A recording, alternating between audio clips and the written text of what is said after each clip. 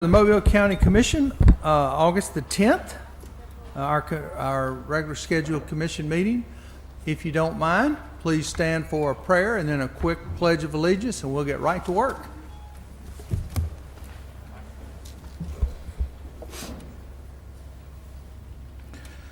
Father, this is the day that you have made. Let us rejoice and be glad in it. You've given us so much, and we are thankful for what you have done within our lives, that you have set us free. We have liberty in you. We ask that your wisdom, your glory, and your honor come forward today as we come before you to do the county's business. We ask that you give us wisdom and resolution to the things that we are encountering.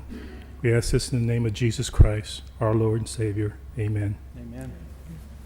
I pledge allegiance to the flag of the United States of America and to the republic for which it stands, one nation, under God, indivisible, with liberty and justice for all. All right, Dana, do we have any speakers? Good morning, Commissioners.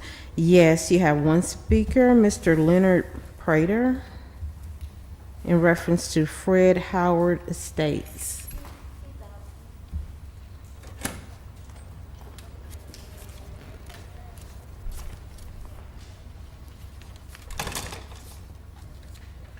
Fred Howard's estate, that's an engineering, I'm pretty sure that is number, that's the one we had someone come speak to us earlier on.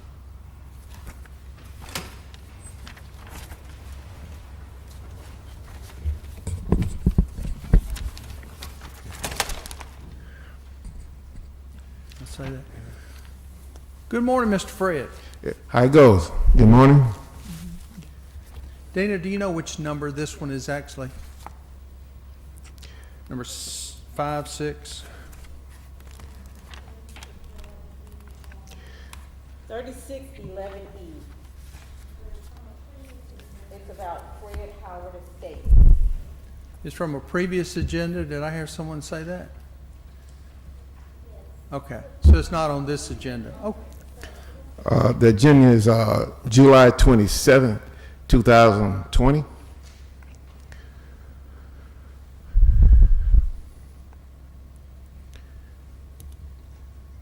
all right, sir. Yeah. I'm concerned about the agenda that they passed, like 4 lots at Robin Road.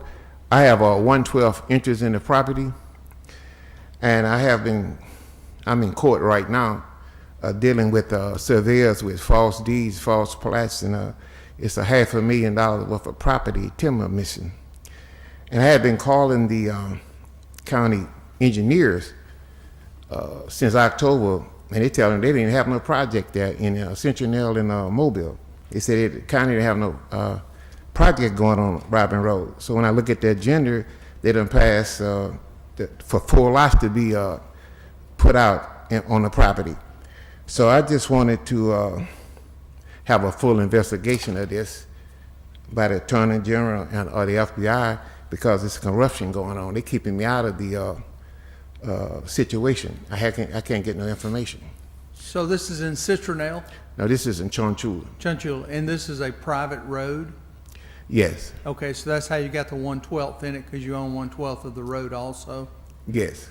Okay. I see our attorney's not here. Yeah. Oh, there On it this is. side. You moved on me. I did. That's no fair. My understanding is part of the problem is that while the gentleman may own a 1/12 interest in it, it's not of record in the probate court, so the title search would not have revealed that.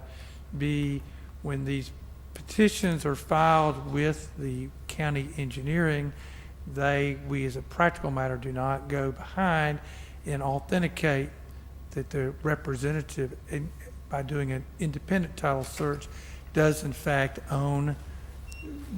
We take what they say is accurate, don't do our own independent analysis of the chain of title.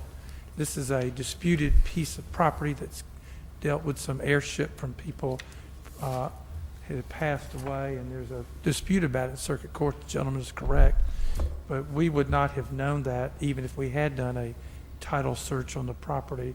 We typically take the word of the engineer or the petitioner that brings the petition to the county commission, and that's how those things are done. Thank you, Ms. Baker.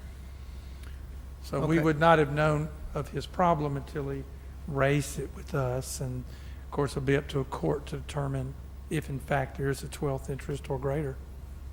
So I think the county commission on the July 27th agenda acted properly at the time based on information we knew. Well, since this is a matter of litigation currently, is this something that, Well, that I we should think get in- Mr. be involved I think, with? I think he can raise the issue in the circuit court case that he is involved in. I have read what he has filed, and we'll just say I've read it. So I don't know there's anything the county commission needs to do at this time until the litigation is resolved. If it's correct that he does own a 1/12 portion of the property, then he'll have to deal with the other property owners. That's my initial thought.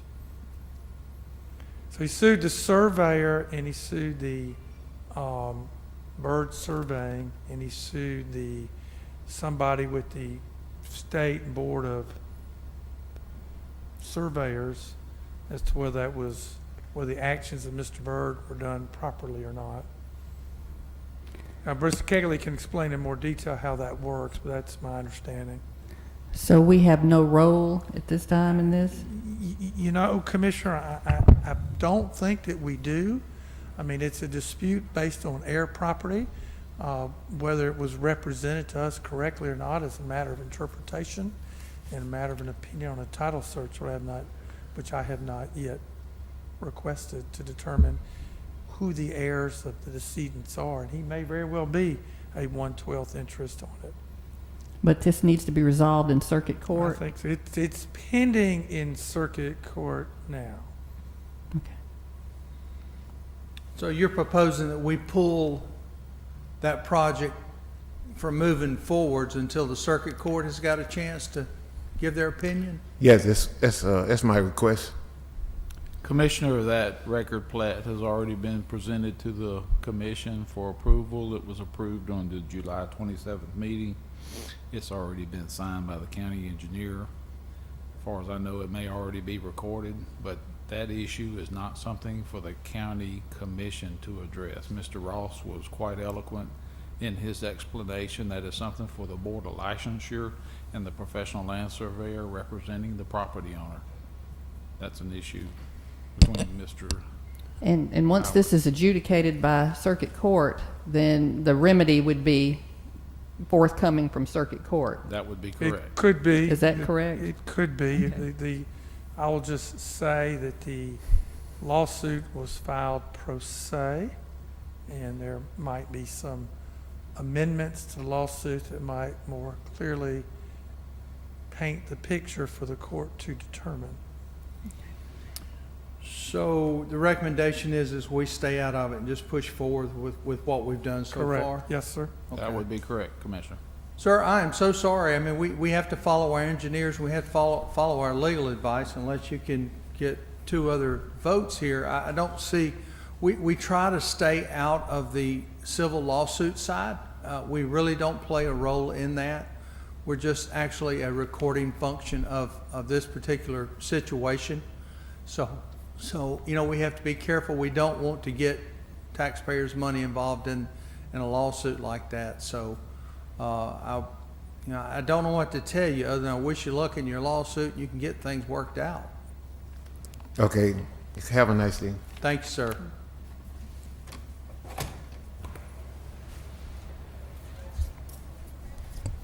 There are no other speakers. All right. Glenn? Number 1, approve the minutes of the regular meeting of July 13, 2020. So moved? Second. Number 2, approve a list of claims. So moved? Second. Number 3, approve a hold harmless and indemnity agreement with the City of Sims relating to the county's maintenance of preemption equipment owned by the City of Sims and located at the intersection within the city as required by the county's agreement with Alabama Department of Transportation. So moved? Second. Number 4, approve appointment of Karen Payne Taylor to serve as a member of the Board of Directors of the Kusla Water District to represent Place 1 District at Large for 4-year term expiring August 10, 2024. So moved. Second. Number 5, approve contract with South Alabama Volunteer Lawyers Program in the amount of $7,500 from District 1 funds for general operational expenses. So moved. Second. Number 6, approve contract with the City of Creola in the amount of $17,659 from District 1 funds for the renovation of the Creola softball fields. So moved. Second, Glenn, this was supposed to have been changed to an EFP. You never got a new number for this? Okay, We'll check in on that, okay. So approved, subject to that change. Thank you. please.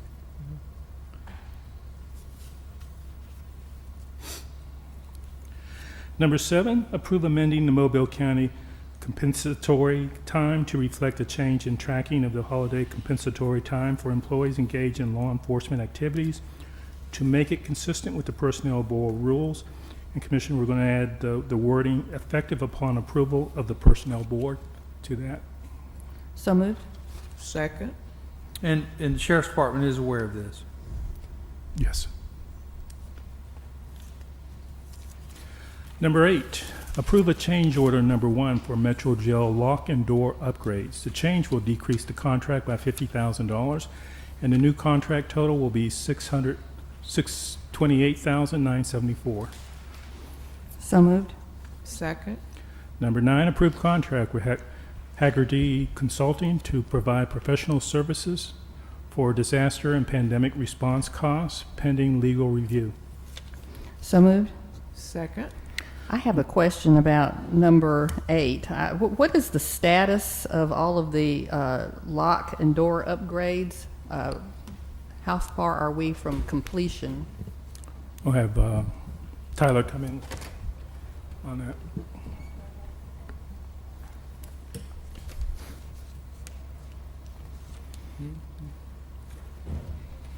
The amount of money we spent on locks blows my mind. Money well spent. Oh, I agree with that. Good morning, Commissioners. Good morning. The lock upgrade at the Metro Jail's been complete. So far, it seems to be successful. They're working through the punch list now. So this item's just closing out the project or removing the remaining allowance. Okay. Very good. Thank you. Yes, ma'am. Thank you, Tyler. Number 10, adopt a resolution approving holiday schedule for fiscal year 2020 through 2021. Question on that. I know Commissioner Ludgood, I think you had some questions or some thoughts. Did you want to address any of those? Well, I had, when I asked for it to be held over, I wanted to give us time to look at an alternative. I've been told that it was restored to the agenda after I was told it was going to be held over, but what I was going to propose was that we shift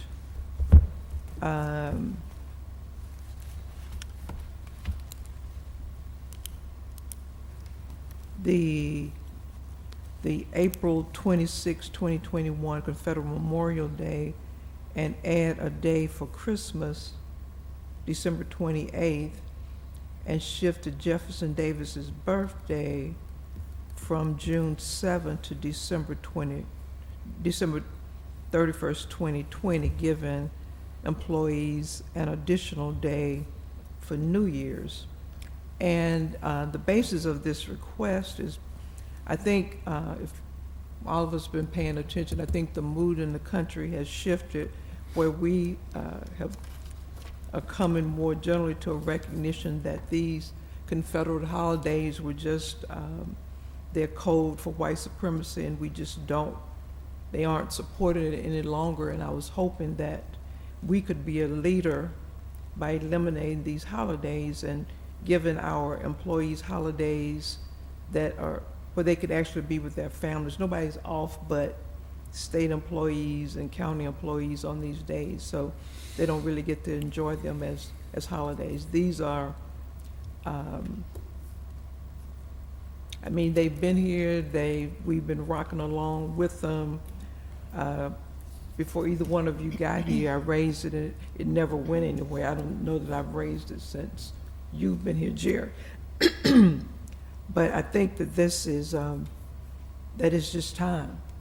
It's time for the state to eliminate those. We don't have to follow the state holiday list. We can have our own. I've been trying to find out whether any other municipalities in Mobile County observe these days. I know the city of Mobile doesn't. So the courthouse is still open on these days. So that was my, when I asked for the holdover, I wanted to have opportunity for us to engage around that discussion, but since it's back on the agenda, I'll just raise it now. I can certainly understand the sensitivity of those two holidays, given the mood, as you say, that's, I think, has been prevalent in the country, and I understand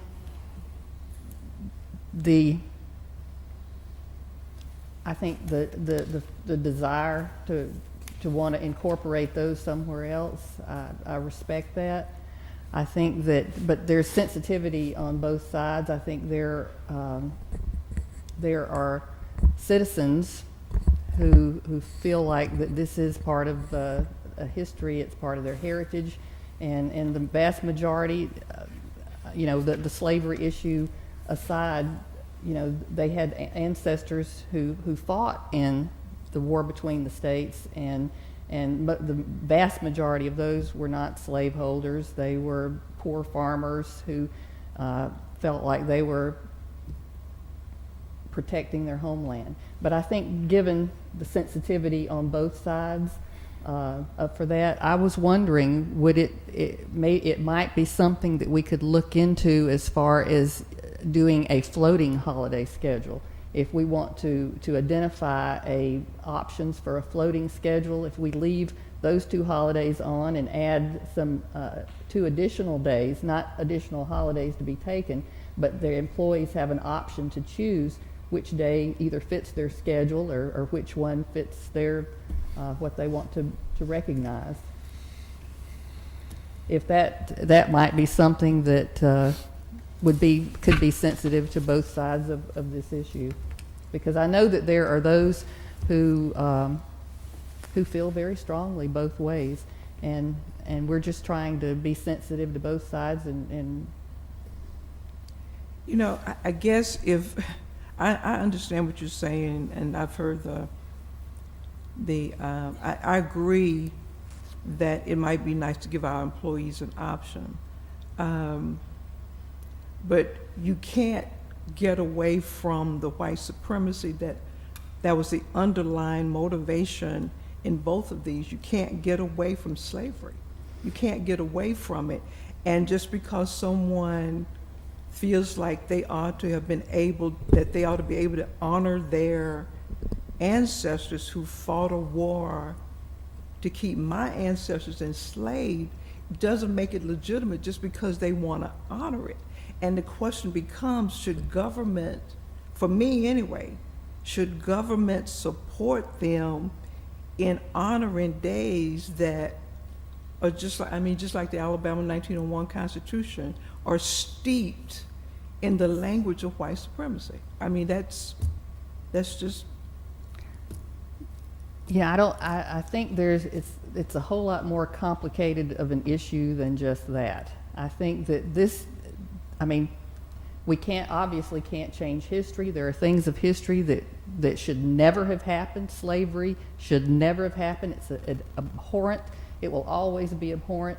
But there was a war that was fought that was a lot more broad spectrum, and it involved a lot of people's ancestors. And I think that from what I hear from the public, that's a concern. They're not. It's not protecting the institution of slavery, because I don't think nobody agrees that it was anything that should have ever happened in this country. But there was a war that happened, and it involved people dying on both sides. And I think that there is a part of our population who it's not about white supremacy. It's about the history and the fact that their ancestors participated in a war that they felt that they fought and died for to protect. At the time, the idea was to protect their homes. And so, I can see the sensitivity to that. And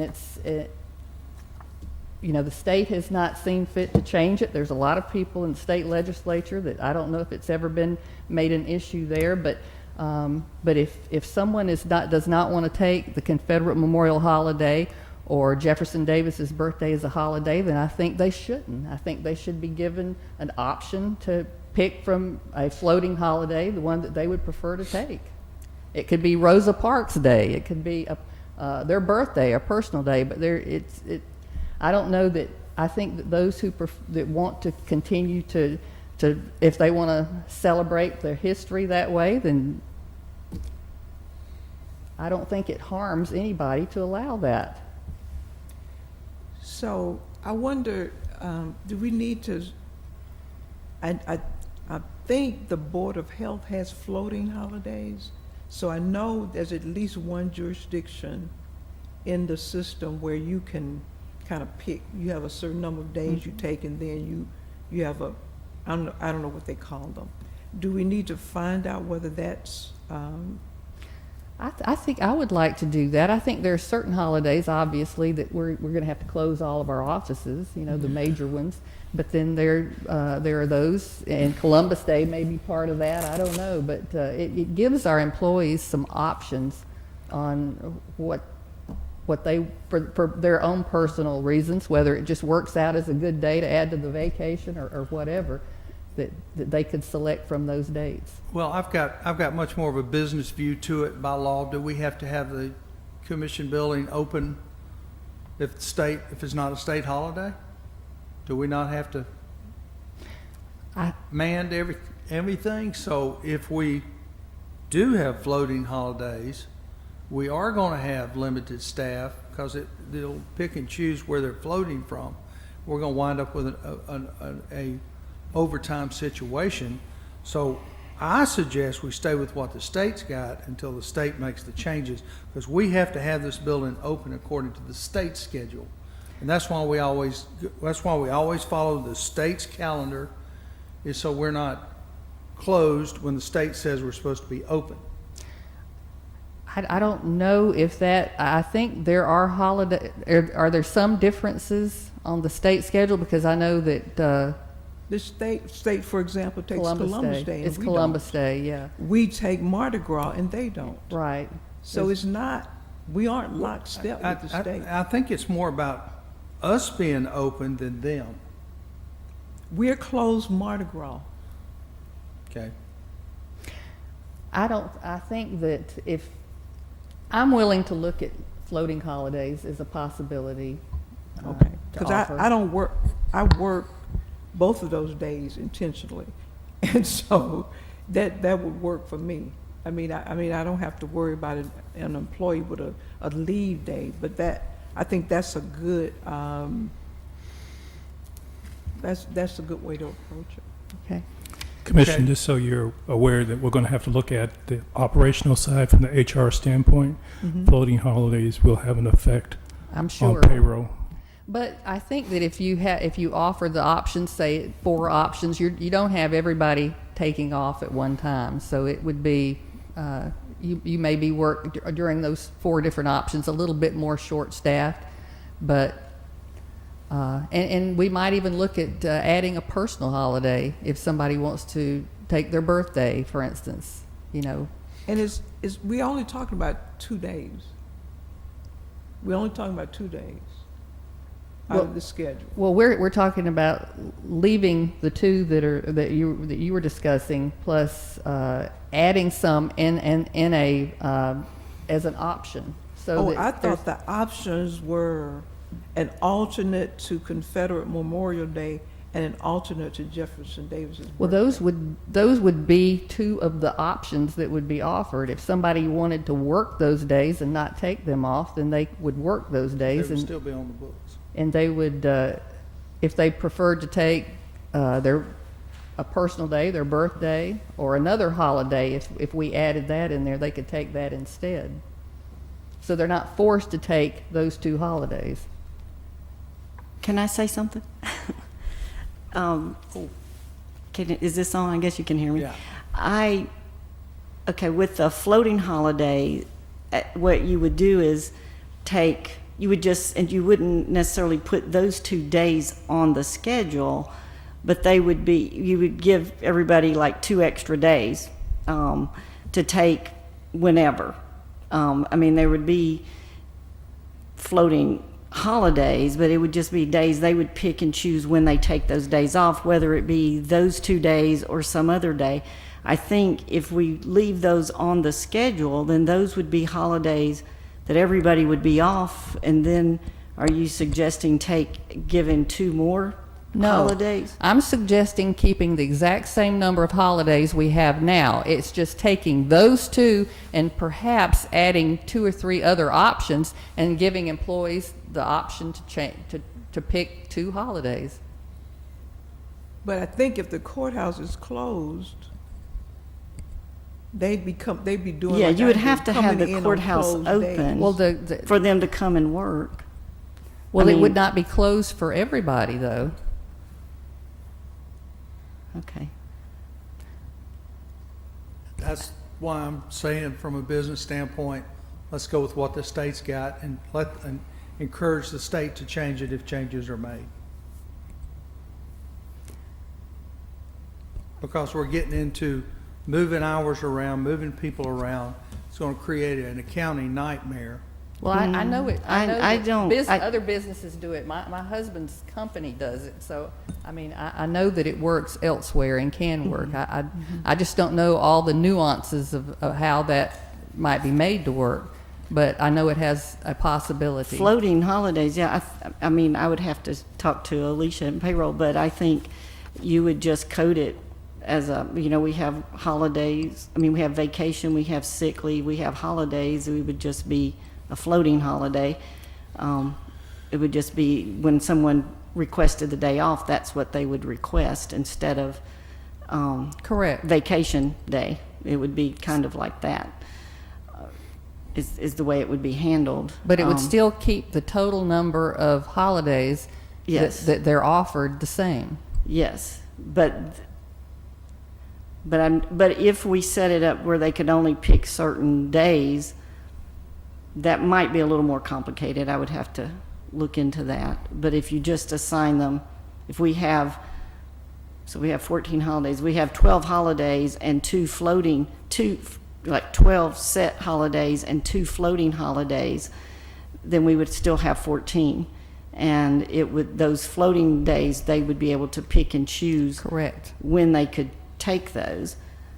But it sounded like you were It would suggesting be that, assigned on certain days. so they couldn't pick and choose. So Unless we included a personal day as part of that package. And one would be, they can pick and choose on one, and then the other would be one of the option holidays. I know so the offices would be open on those 2 days. And if they want to take off those days, they could. If not, they could take additional days with another holiday. I think what we need to probably sit down and work out the details. Yeah. Yeah. I'm willing to look at that as a possibility because I know that there's sensitivity, all across the board, and just trying to look at a way that that we could work this out. Okay. So if You want to hold it over? would you be willing? Yeah, I don't have any heartburn. Okay. Mine's just purely a business standpoint. I don't see, because we're going to get into complications. You're going to wind up having people pulling Yeah. overtime. You're going to have some open, some closed. And you may well be right. I don't know. Accounting nightmare. We'll look at it. What I'm recommending may be, like you say, a nightmare, but I feel like it could probably be worked out, but if not, we may have to follow your recommendation. I don't know, but let's look at it. Okay. So we'll hold it over? Okay. Okay. You okay with holding it over? Yes. Okay. So we're gonna hold over number 11. Okay, number 10. Number 10. Oh, well, I wrote the wrong notes, okay? Okay. Number 11, approve amending the commission conference and meeting schedule as follows. Council conference on August 20th, 2020, and schedule combined conference and meeting on August 24th, 2020. So moved. Second. One comment about that. Get closer to the mic. That better now, Commissioner. Commissioner Hudson, we have a meeting scheduled on that morning, a public hearing only on the 20th for a matter regarding the Echo South property up on Axis. Mm-hmm. Was supposed to talk to you about it Friday, and I did not. The question is, could we have only the public hearing? There'd be no vote by the county commission that day, only to take comments for and against. They want to amend their permit for the type of debris that they take to that landfill. We are scheduled to vote on that on September 28th. I think the reason this was combined was because Commissioner Ludgood and I guess that's when we're going to be in Prattville. Just you. Oh, you're not? Okay. Well, I guess you could then. And then one of the items on the add-on was to just have the meeting on the 20th just for the public hearing. Okay. I mean, No vote would Let's occur all that decide. morning. Just the Just a public hearing only. yeah. You okay? Yeah. And we're going to have that transcribed, so we will provide that I mean, you have verbatim to have to a you. quorum to have a public hearing, so, but I think guess that I won't be Commissioner here, so the two of you will. Carl is okay, and I believe that Commissioner Ludgood could be available. Mr. Kerr and I do not think that the public hearing meeting would take long. And then no vote would occur until the 28th of September. So that would be a public hearing only on the 20th, and all the rest, everything else would be combined on the 24th? Yes, ma'am, if that would be That okay with you. Works for me. Okay, great. We had some scheduling and notice problems if that became an issue. So I'll amend the motion to include a public hearing on August the 20th, and then a combined meeting on August 24th. Second. Thank you.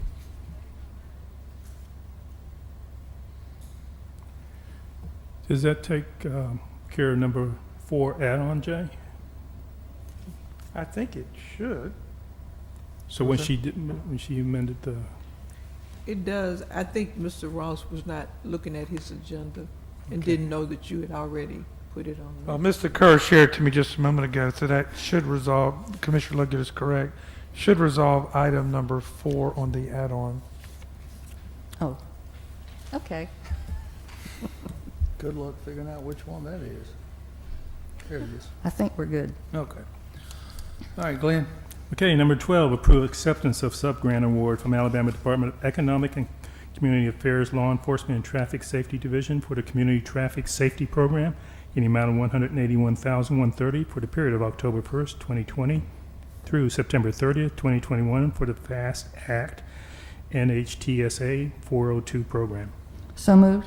Second. 13, approve contract with MOA Band of Choctaw Indians in the amount of $1,000 from District 3 funds for the annual powwow event. So moved. Second. 14, approve contract with Time Clock Plus for provision and licensing of a time clock and related software and equipment of the James T. Strickland Youth Center for an initial cost of $18,187.83 and annual cost of $1,630.08 for hardware maintenance and annual license fee of $3,600 for 100 users, subject to final legal approval review. So moved. Second. Commissioners, 15 through 22, that's all the municipalities that are going to be renting the voting machines from us. Do you want to take that all at once, or you want me to read through all of them? Do it all at once. 15 through 22 is for the ES&S model, tabulators, and express vote ADA ballot marking device, and sneeze guards for the municipalities for their election. So moved. Second. 23 was voted at the conference. 24, consider taking the following actions on bids. And there is a correction on bid item, the third one down. It says $18,384.52. That should be $9,192.26. So moved. Second. Quick 20. question, is that That's a tractor. what this is on the John Deere tractor? Yes, sir. Because this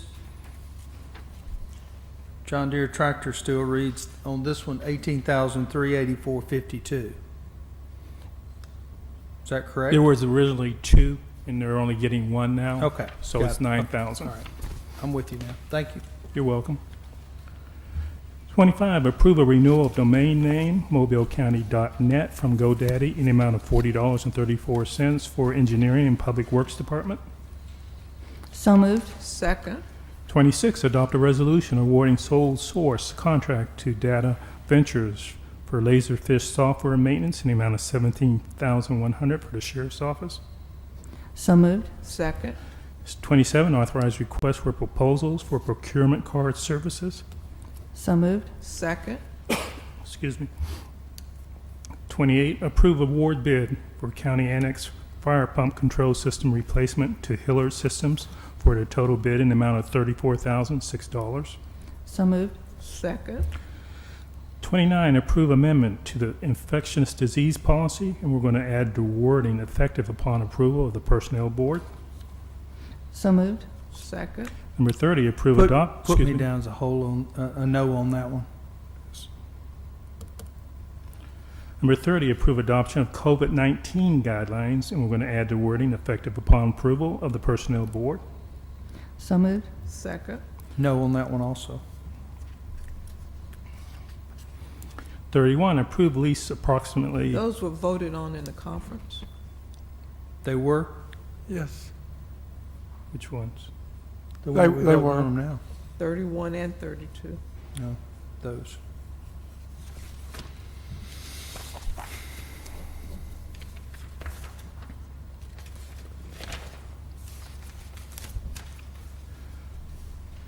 This is concerning the electronic poll book system. I think the discussion, or at least the Secretary of State has called and requested that that one be held over. He would like to address that issue at our next meeting. 34, adopt a resolution awarding sole source contract to NEC Corporation of America in the amount of $49,585.47 for automated fingerprint identification system for the period July 15, 2020 through July 14, 2021 for the Sheriff's Office. So moved. Second. 35, recommend approving agreement for the sale of wetland mitigation credits with Alabama Port Venture LLC for Project Glass Road. The estimated cost to Mobile County is $32,537.50. So moved. Second.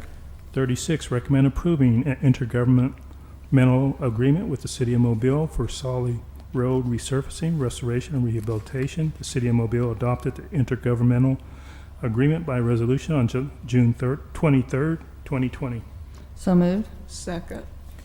37, recommend approving supplemental agreement number 3 with Rob Middleton Construction LLC project, Christian Acres Court, Christian Acres Road, Crepe Myrtle Road, and Dodge Road to increase the contract by .06 for addition and deletion of erosion control pay items. So moved. Second. 38, recommend approving right-of-way and/or easement agreement for Track 8 in the amount of $3,500 for Project McDonald Road resurfacing, restoration, and rehabilitation. So moved. Second. 39, recommend approving right-of-way and/or easement agreement for Track 3 in the amount of $11,000 for Swaytown Road drainage improvements. So moved. Second. Number 40, recommend approving preliminary final plat only of Audubon Point and approving preliminary plat only of Deer Crest Unit 3. So moved. Second. 41, recommend approving preliminary and final plat of Broadway Airport Wakefield subdivision and approving preliminary and final plat of re-subdivision of Lot 33 Amelia Lake Phase 2 and approving preliminary and final plat of Courtney Family subdivision and approving preliminary and final plat of Pine Road Estates. So moved. Second. 42, recommend reassigning a contract for professional engineering services for project Citronelle Streets, Triumph Road from Speaks and Associates to Thompson Engineering, Inc. So moved. Second. 43, recommend awarding bid for project Bohannon Road and Hubert Morris Road, grade, drain, base, and pave to Southern Land Development, LLC, for their low bid in the amount of $968,684.95. So moved. Second. Number 44, recommend authorizing to advertise and receive bids for project Boothtown Road, grade, drain, base, and pave. So moved. Second. 45, recommend approving supplemental agreement number 2 with H.O. Weaver and Sons, Inc., project Halls Mill Road and Lees Lane for modification to the road structure and addition of miscellaneous items, increasing the contract amount by $23,948.25. So moved. Second. Commissioner, we have some add-ons. First add-on is approved professional service agreement with Airwind Creative in the amount of $375 to create a 30-minute video for the opening of Flight Works Alabama. So moved. Second. Number 2, approved professional service agreement with Airwind Creative in the amount of $250 to provide video for a time capsule project for Power in Place. So moved. Second. What is Power in Place? It is a project of Middlebury College. I think it's in Vermont. And they asked me to do a submission for the time capsule. They were doing elected women of color to put in a time capsule to go along with the anniversary of women's suffrage, of the 19th Amendment. And so that's what it was. So Tad did a video of me that he then emailed to Middlebury College to go in their time Okay. capsule. Congratulations. Yeah, Thanks. I have, go a down in history. I have a question about the Airwind contract, the $375 for the 30-minute video. What exactly are we doing with that? Commissioner, they requested a video for their opening, and we utilized Commissioner Carl since he's the president at this time. It's just a appreciative, a video to welcome the Flight Works Alabama opening, and just to say the commitment that they have from the county commission. And where will it be aired? Is it At their grand opening, which they had a couple of weeks ago. Oh, Yes, ma'am. okay. I was there. I was On the too, screen. but I missed that. Yeah, no, that's all right. Okay. You didn't miss much. I just didn't, since it already opened, I wondered what was going on. Yeah, there was Okay. several people that got asked to do the same thing. It was a Okay. long line of us. And number 3, add-on, authorize amendment of the procurement policies for the use of state and federal grant funds. So moved. Second.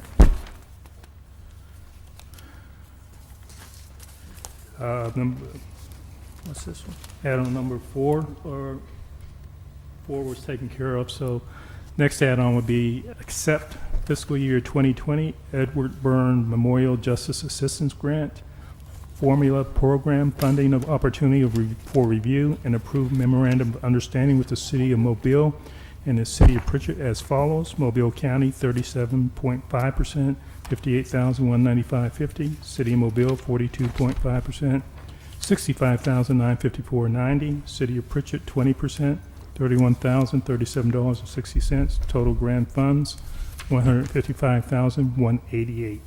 So moved. Second. And the last add-on would be approve a 30-day hold harmless and lease agreement with Walmart Distribution Center for use of county right-of-way on McDonald Road for the placement of a semi-trailer for advertising of employment opportunities in the Walmart Distribution Center, subject to legal review. So moved. Second.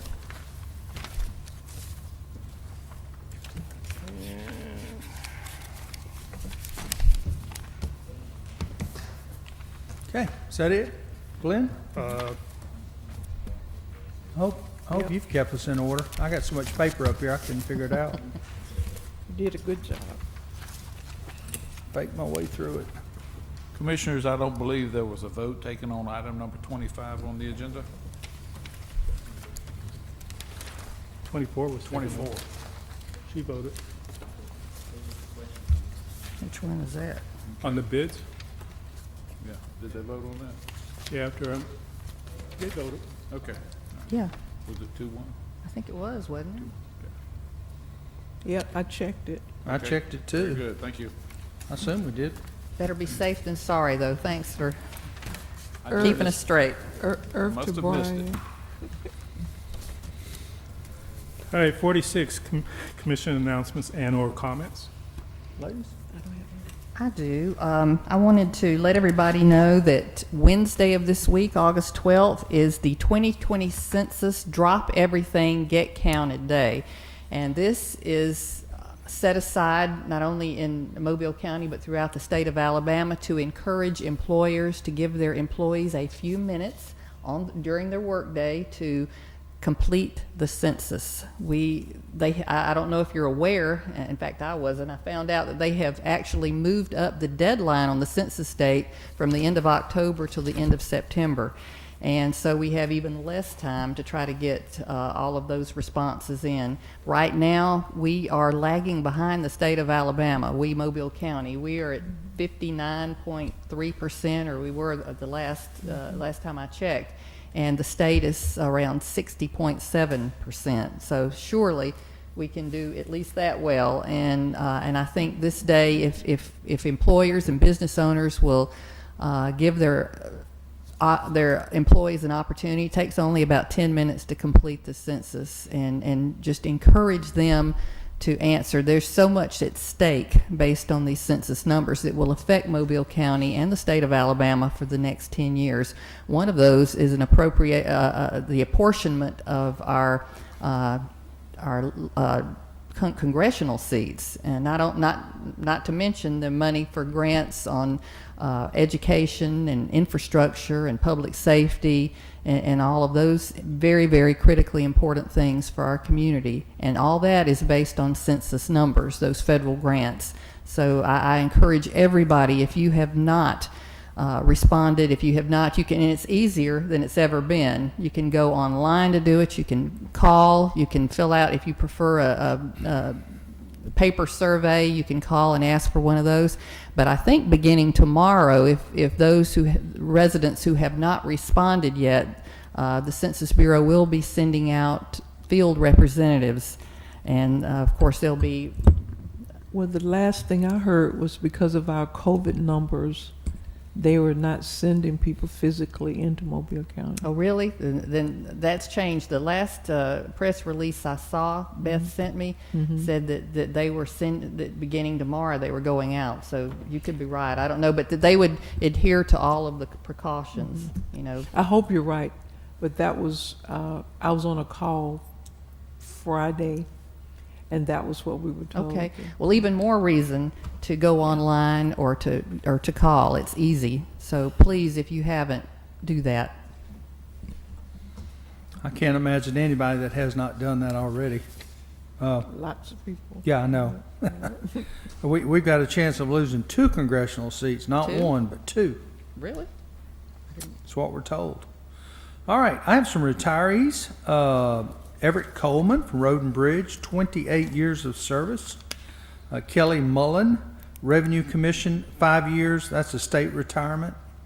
And Mark Robinson, Road and Bridge, Camp 98, 31 years. And we want to wish those folks a happy retirement. Hope they do well in the future.